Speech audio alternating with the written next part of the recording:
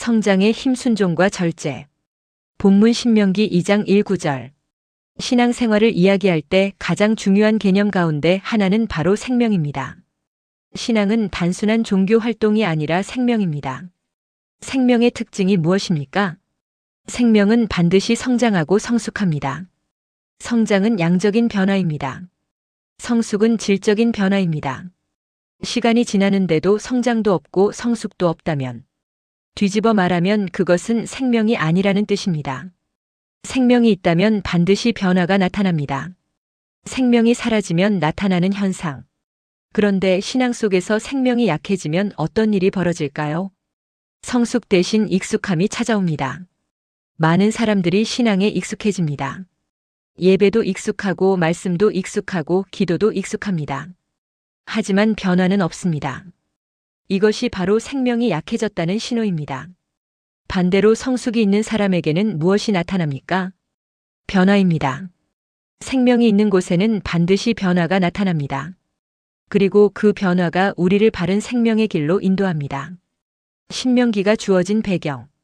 신명기는 특별한 상황에서 주어진 말씀입니다. 이스라엘 백성은 40년 광야 생활을 마치고 이제 가나안 땅에 들어가기 직전에 있습니다. 이 말씀은 출애굽 2세대, 새로운 세대에게 주어진 말씀입니다. 출애굽 1세대는 광야에서 대부분 죽었습니다. 왜 그렇습니까?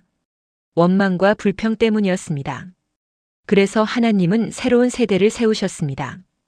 이 세대는 광야를 통해 훈련을 받고 정신세계가 세워진 세대입니다. 이미 생명이 있고 이미 성숙의 기초가 있는 세대입니다. 그래서 하나님은 이제 이들에게 말씀하십니다. 이제 너희가 어떻게 살아야 하느냐? 그 핵심이 두 가지입니다. 첫 번째, 성숙의 모습 순종. 신앙의 성숙은 순종에서 시작됩니다. 서양 사상을 보면 두 가지 흐름이 있습니다. 헬레니즘과 헤브라이즘입니다. 헬레니즘의 핵심은 이성입니다. 내가 이해해야 하고, 내가 납득해야 하고, 내가 기뻐야 합니다. 모든 기준이 나 자신입니다. 그러나 성경의 정신인 헤브라이즘의 중심은 다릅니다. 말씀입니다. 하나님의 계시가 기준입니다. 그래서 가장 중요한 것은 순종입니다. 불순종의 결과. 신명기 2장 1절에는 이런 말씀이 있습니다. 우리가 홍해의 길로 광야에 들어가서 여러 날 동안 세일 산을 두루 다녔더니 이스라엘은 38년 동안 제자리를 돌았습니다. 왜 그렇습니까? 원망과 불평 때문입니다. 원망하는 사람의 특징이 무엇입니까? 내 뜻대로 안 됐다. 그래서 원망합니다. 지금도 마찬가지입니다. 하나님의 말씀보다 내 뜻이 중요하면 결국 신앙은 음모형 신앙이 됩니다. 사람을 만나 속닥거리고 자기 뜻을 관철시키려 합니다. 그러나 그런 사람의 결과는 항상 같습니다. 공동체를 무너뜨립니다. 자기도 무너지고 주변 사람들도 무너집니다. 신앙의 핵심. 그래서 정말 중요한 것은 이것입니다. 하나님의 약속의 근거는 무엇인가? 말씀입니다. 그래서 사람을 많이 만나는 것보다 더 중요한 것이 있습니다. 하나님 앞에 엎드리는 것입니다. 기도하며 묻는 것입니다. 하나님 뜻이 무엇입니까? 그리고 순종하는 것입니다. 말씀 앞에 순종하지 않으면 사람의 정신세계는 무너집니다. 하지만 말씀을 하나님의 말씀으로 받으면 어떤 어려움이 와도 흔들리지 않습니다. 광야 40년의 의미. 광야 40년은 단순한 시간이 아닙니다. 하나님이 원망과 욕심을 제거하는 시간이었습니다.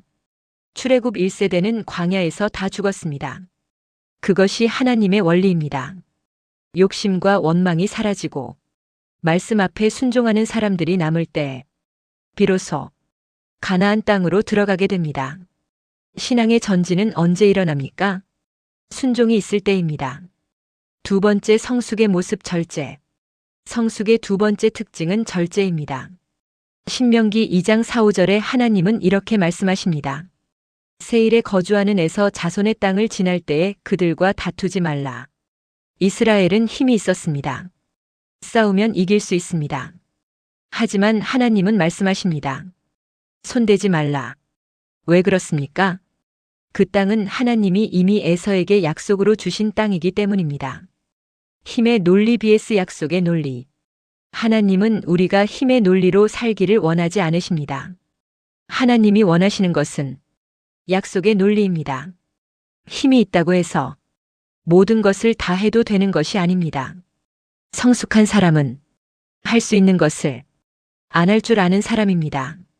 그것이 절제입니다. 힘이 사람을 드러낸다. 사람은 힘이 생기면 그 사람의 그릇이 드러납니다. 힘이 생기면 자기 욕심대로 사용하는 사람이 있습니다. 자기 성질대로 사용하는 사람이 있습니다. 그래서 하나님이 쓰기 어려운 사람이 됩니다. 왜냐하면 반드시 문제를 일으키기 때문입니다. 다윗의 위대함. 다윗의 위대함은 어디에 있었습니까? 힘이 있었지만 하나님의 말씀 앞에서 절제했습니다. 성전을 짓고 싶었지만 하나님이 하지 말라고 하셨을 때 하지 않았습니다. 이것이 바로 성숙한 정신세계입니다. 이 정신세계가 준비되지 않으면 하나님은 그 사람을 크게 사용하기 어렵습니다. 결론. 출애굽 2세대는 조상들과 달랐습니다. 하나님이 말씀하셨습니다. 손대지 말라. 그들은 손대지 않았습니다. 그래서 어떻게 되었습니까? 전진이 빨라졌습니다. 싸울 필요가 없었습니다. 힘을 낭비할 필요도 없었습니다. 하나님이 길을 통과하게 하셨습니다. 원망과 불평의 세대가 무너지고 순종하는 세대가 세워졌을 때 이스라엘은 비로소 가나안으로 전진했습니다. 신앙의 성숙은 어디에서 나타납니까? 두 가지입니다. 순종과 절제입니다. 이 두 가지가 있을 때 우리의 신앙은 성장하고 성숙하며 전진하게 됩니다.